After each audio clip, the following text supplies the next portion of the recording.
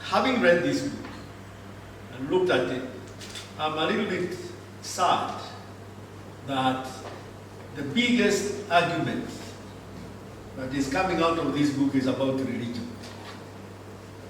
Because it is probably not the most serious discussion that we should be having from this book. In your imagination, sometimes things in the subconscious emerge beyond what you may have thought. Let me just give a quick analysis of this. Before the missionaries came, who had come first?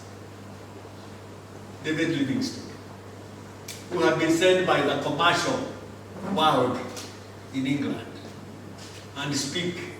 And all those explorers who had come to Africa looking for what? What were they looking for? Are they looking for people to save? No. Even the Muslims, the Arabs, when they came, were they coming to spread the religion? It is they came first to dig out the resources in Africa. It is not the people of Africa that were interested in.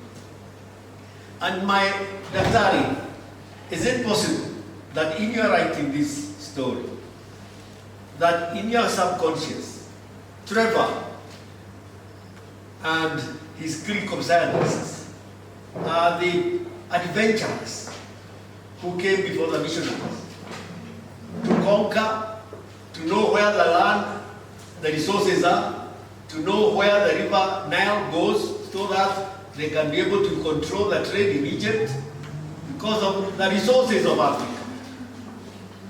Is it possible that Trevor and his clique of scientists and the anthropologists who have told us that Africa is backward, that the Africans are not capable of even understanding anything, that they had come actually to capture this resource, this great knowledge that the African has, so that they can make it their own experience? Is that possible? It's very possible. Not only possible, it is the truth. If you look at this book, Trevor was financing everything. What was his motivation? It was purely to advance his scientific research. It's to cure his curiosity into anthropology. That's why he came to Turkana. Not because of love of Kenya or anything. He just came there because there was something intriguing that he wanted to find out. So when he found this somebody talking about a small tribe in Africa with whatever, that's why he came. Not because he loved us. At the time when they confront this team goes to speak to the elder of the tribe. And when he talks to them, when he meets them, the first thing is he's very surprised because these people, he sees Trevor and he tells him, haven't you been here before? He can remember. And then he tells me we had agreed on something that you would bring me.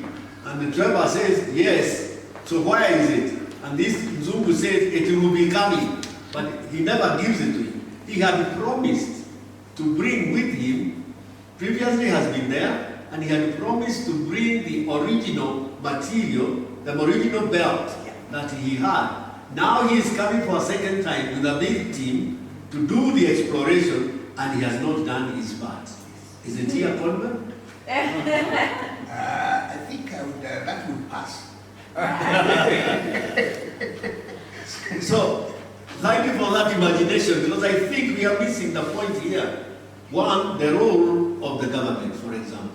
I was, for a number of 6 years, as a member of the board of the National Museums of Kenya.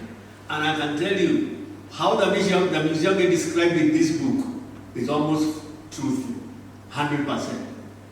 For example, what Professor Duatu was saying about the great event structure in South Nyanza.